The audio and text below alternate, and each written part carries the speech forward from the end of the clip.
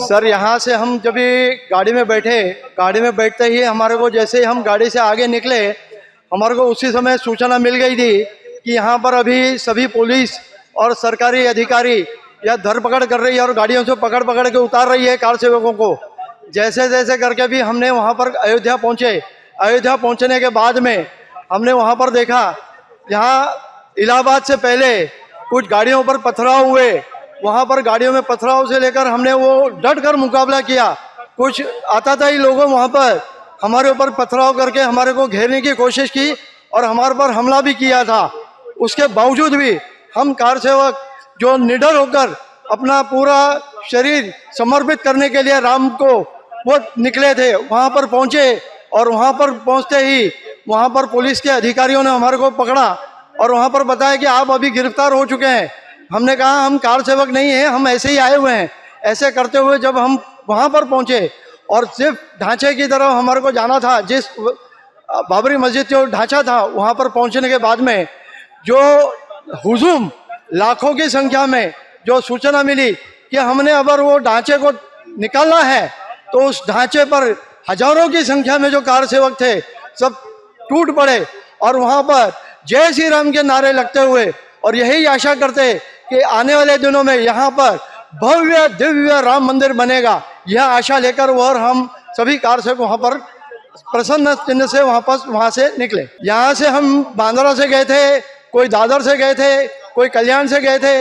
यहाँ से हमारा हजारों का 500 का गुट बनाकर हम गए थे, लेकिन ऐसे बताया था कि अगर हम गुट बनाकर बैठेंगे तो पुलिस हमें गिरफ्तार करेगी। इसलिए अलग अलग वेशभूषा में 5-5 की संख्या में हम पहुँचे और वहाँ पर जाकर जो हमारे को खाने मिलता था हम वहाँ पर पहुँचकर अलग अलग संख्या में, लेकिन वहाँ पहुँचते ही हमें भव्य वहाँ पर हमारे को संख्या मिली और सभी वहाँ पर एक राम में, चाहे वो दक्षिण भारत का हो, उत्तर भारत का हो, पश्चिम भारत का हो, सभी राम में अपने कार सेवक जो उनको एक कार्ड दिया था वो कार्ड लेकर हम ये सब वहाँ पर पहुँचे। हम जैसे बताया था हमारे को यहाँ सूचना दी कि हमने किसी प्रकार का हथियार नहीं लेके जाना, शस्त्र नहीं लेके जाना और किसी प्रकार का हमने विरोध नहीं करना। जो भी हमारे को करे वो राम में करके जय श्री राम करना।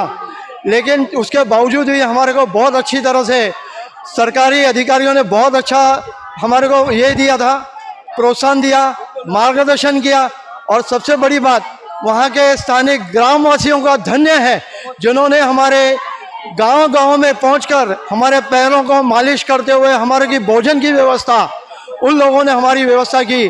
धन्य है वो राममय भक्त, वो वाकई में आज उनका धन्य माना जाएगा। देखिए 500 वर्षों का ये जो संघर्ष है प्रभु राम जी के मंदिर के बनाने का, वो 22 तारीख को पूरा हो रहा है और इस 500 वर्षों में सकल हिंदू समाज की पता नहीं कितनी पीढ़ियां उसमें खप गई थे। उनके जो बलिदान का जो वजह से और इस पीढ़ी तक के जो अपने कार्यकर्ता हैं, जो हिंदू समाज है जिन्होंने बलिदान दिया, उनकी जो एक स्वप्न पूर्ति हो रही है, हमारी सबकी एक स्वप्न पूर्ति हो रही है 22 तारीख को। उसके उपलक्ष्य में हम लोग ने यह यज्ञ हवन रखा है, जिससे कि हम लोग यह इतना ये है कि आगे आने वाली पीढ़ियां, जैसे हमारी जो पीढ़ी है उन्होंने हमारी पीढ़ियों में कार सेवा भी की। 1990 में गोलियां चली, मुलायम सिंह की जब सरकार थी गोलियां चली, कार सेवकों को गोनी में भर भर के सरयू नदी में फेंक दिया गया। लाशों का ढेर तो एक के ऊपर एक था।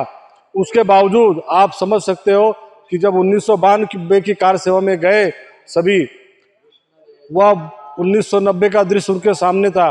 जो 1990 में गए थे वो भी 92 में गए। इतना जज्बा अपने प्रभु राम के लिए था।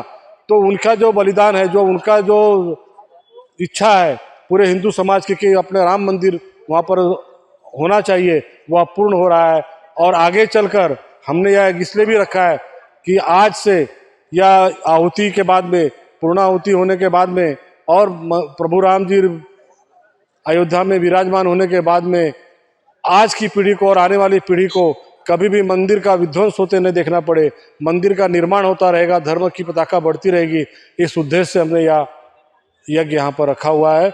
और उसके साथ साथ जो संकल्प पूर्ति हुई है 500 वर्षों की हमारे हिंदू समाज के जो बलिदान की, उसके बलिदान की वजह से जो मंदिर बन रहा है, उसके उपलक्ष्य में भी हमने यह महायज्ञ रखा हुआ है।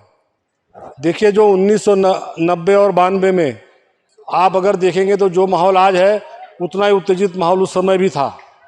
जब कार सेवक पूरे देश से आ रहे थे 1990 में, तो जब अपने को जगह जगह रुकाया गया कार सेवकों को, तो आपको जानकर हैरानी होगी कि सभी गांव के, मतलब पता नहीं कहाँ से लोग, जब ट्रेन जाती थी तो लोग आके खाना देते थे। गांव में जब रोक दिया गया, पूरा जो उत्तर प्रदेश है लगभग पूरा जेल में तब्दील हो गया था। कार सेवकों को तो गोदाम में बंद कर दिया गया था, 20-20 दिन 25-25 दिन गोदाम में उनको रखा गया, जेल कम पड़ गई थी। इतने कार सेवक 1990 में थे, उसके बावजूद भी 10,000 से ऊपर कार सेवक वहाँ पर पहुँचे।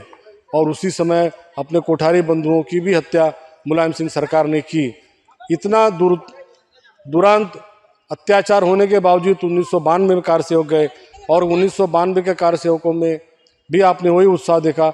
आज वो सब लगभग कार सेवक आज भी हैं, और उनके जब भी हम लोग बात करते हैं तो उनकी जो आंखें भर आती हैं कि कितना संघर्ष किया। लेकिन यह संघर्ष केवल 10 साल 20 साल इस पीढ़ी का नहीं है, संघर्ष 500 साल का, कई पीढ़ियों का संघर्ष है। वह संघर्ष जो है आज हमारा पूरा हो रहा है, इसलिए यह यज्ञ रखा गया है।